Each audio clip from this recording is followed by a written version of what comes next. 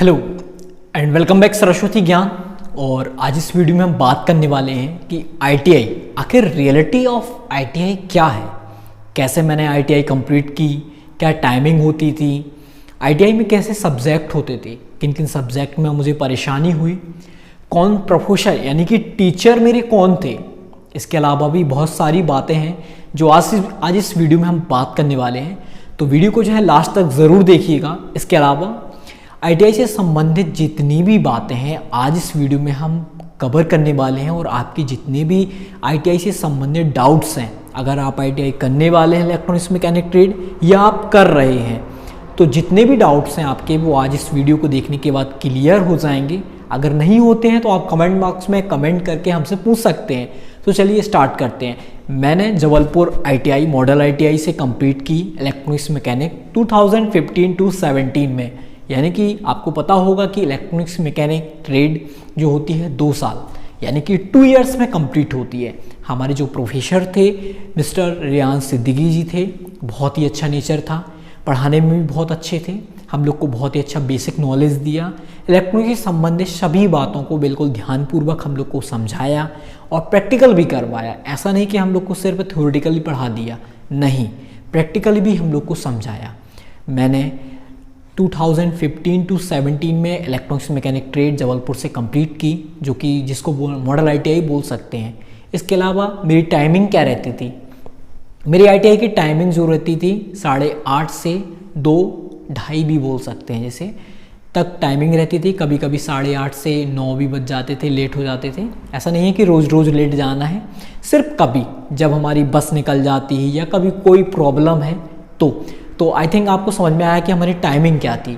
अब मैंने electronics mechanic trade आखिर ली क्यों, इलेक्ट्रीशियन क्यों नहीं ली, फिटर क्यों नहीं ली, तो मैं आपको बिल्कुल रियलिटी बताना चाहूँगा कि मेरा एक फ्रेंड था जिसके घर में इलेक्ट्रॉनिक्स की दुकान थी, तो बहुत ही क्लोज फ्रेंड था, तो उसने जो है इलेक्ट्रॉनिक्स ट्रेड ली हुई थी, इसलिए मैंने उसको देख करके मैंने इलेक्ट्रॉनिक्स ट्रेड ली।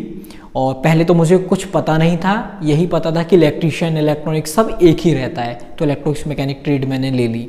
अब जब मैंने इलेक्ट्रॉनिक्स मैकेनिक ट्रेड ले ली, आईटीआई में मेरा एडमिशन वगैरह सब हो गया, तो इसके बाद जो सर थे हमारे, सर का नेचर बहुत ही अच्छा था, इसलिए हम लोग को जो है इलेक्ट्रॉनिक्स मैकेनिक ट्रेड में कोई ज़्यादा परेशानी नहीं हुई। अगर जो हमारे पढ़ाने वाले टीचर्स जो होते हैं बहुत ही अच्छे होते हैं, हम लोग को बहुत ही अच्छे से मार्गदर्शन करते हैं हमारा, तो हमें जो है बहुत ही अच्छे से पढ़ाई में समझ में आता है। तो हमारे सर भी बिल्कुल वैसे ही थे। हम लोग देखते थे कि वहाँ की आईटीआईज़ जो हैं बहुत ही लेट 10-11 बजे लग रही हैं, 1 बजे छुट्टी हो रही है, लेकिन हमारी जो है पढ़ाई जो थी प्रॉपर 8:30 टू 9 बजे लग जाती थी क्लास, और लगभग 2 से 2:30 बजे तक जो है हमारी क्लास लगती थी।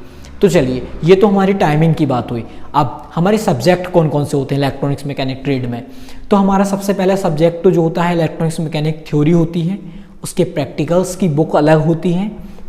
इसके अलावा एक सब्जेक्ट और होता है ईडी, जिसे हम बोल सकते हैं इंजीनियरिंग ड्राइंग। एक और होता है एम्प्लॉयबिलिटी स्किल्स, शायद ये 1 या 2 सेमेस्टर तक ही था।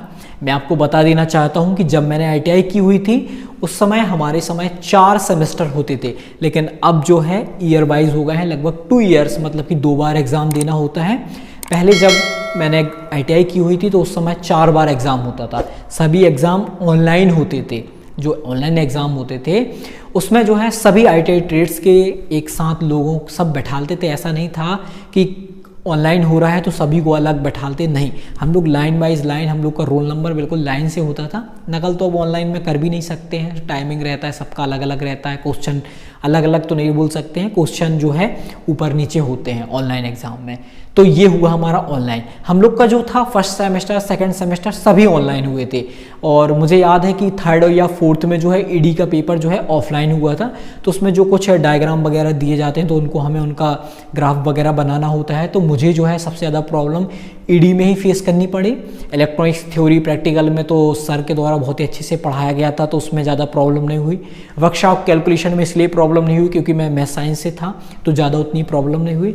एम्प्लॉयबिलिटी स्किल्स में ज़्यादा किसी को परेशानी नहीं होती है। इसके अलावा कुछ स्टूडेंट्स जो होते हैं जैसे बायो से होते हैं, कॉमर्स आर्ट्स से होते हैं, उनको शायद ईडी में या थ्योरी में या वर्कशॉप कैलकुलेशन में परेशानी हो सकती है, लेकिन एम्प्लॉयबिलिटी स्किल्स में ज़्यादा किसी को परेशानी नहीं होती है। तो ये कुछ जानकारी हुई। अब मुझे तो मैंने अपना बताया कि मुझे इन सब्जेक्ट में ज़्यादा प्रॉब्लम हुई थी। अब आप बताइए कि आपको किन सब्जेक्ट में ज़्यादा प्रॉब्लम फेस करनी हो रही है। अब मैंने बताया कि हमारे ऑनलाइन एग्ज़ाम होते हैं, ऑनलाइन एग्ज़ाम में सभी रोल नंबर जो है हमारी क्लास के सबके एक साथ होते हैं, है ना, तो सभी एक साथ बैठते हैं। इसके अलावा अब क्या ये ट्रेड सही है या नहीं, ये बहुत सारे लोगों का क्वेश्चन होगा। तो मैंने आपको बताया कि मैंने किस प्रकार कौन सी कंडीशन में ये इलेक्ट्रॉनिक्स मैकेनिक ट्रेड ली हुई थी। तो मैंने जब इंटरेस्ट लेना शुरू किया, प्रैक्टिकल करने शुरू किए, तो मुझे बहुत ही इंटरेस्ट आया इलेक्ट्रॉनिक्स मैकेनिक ट्रेड में, मुझे बहुत ही अच्छी लगने लगी। और मैंने सोचा कि मैं इसी ट्रेड में जो है रोज़गार प्राप्त करने की कोशिश करूँगा।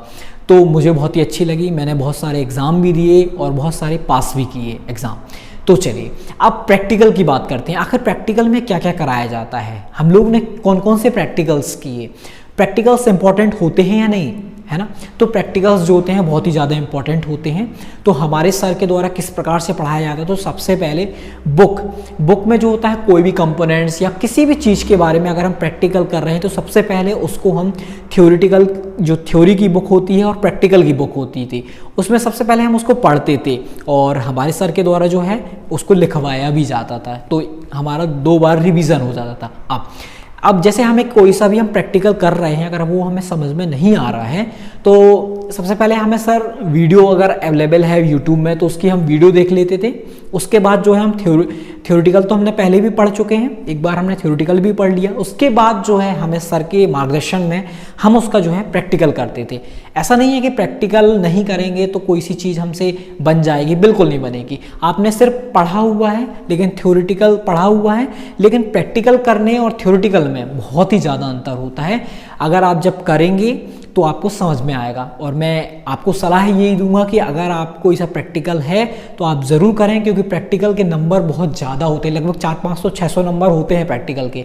और जो हमारे जो सर के हाथों में होते हैं ये नंबर, और जो बाहर से टीचर जो वाइवा लेने के लिए आते हैं उनके हाथों में होता है।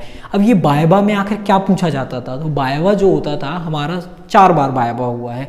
हमारे यहाँ पे 4 सेमेस्टर होते थे क्योंकि बाहर से लोग आते थे। ऐसा नहीं है कि हर बार बाहर से लोग आए हैं, कभी कभी जो है हमारे सर ने के ही द्वारा वाइवा लिया गया है। और सर तो जानते ही थे कि कौन सा बच्चा किस प्रकार से प्रैक्टिकल करता है, तो वो उस हिसाब से अपने नंबर देते थे। इसके अलावा प्रैक्टिकल्स में हमारे जो ITI में रहने का हमारा तौर तरीका है, हमारे आचरण है, हमारी टाइमिंग है, आने का समय, उसको भी जो है प्रैक्टिकल में लिया जा सकता था सर के द्वारा कि आखिर इसका व्यवहार कैसा है, मेरे साथ व्यवहार कैसा है सर के साथ। ऐसा नहीं है कि हम सर के साथ अच्छा व्यवहार नहीं कर रहे, बहुत सारे लोग रहते हैं कि वो सर के साथ अच्छा व्यवहार नहीं करते हैं या टाइमिंग जिनकी अच्छी नहीं रहती है, बहुत कम आते हैं, सोचते हैं गवर्नमेंट है और ऐसा है ना। तो ऐसा नहीं है, ऐसा नहीं करना है। अगर हमें अच्छे नंबर से पास होना है तो ITI में हमें अपना अच्छा आचरण रहे, हमारी टाइमिंग अच्छी रहे, हमारी अटेंडेंस अच्छी रहे, ये बहुत ही ज़्यादा इंपॉर्टेंट है।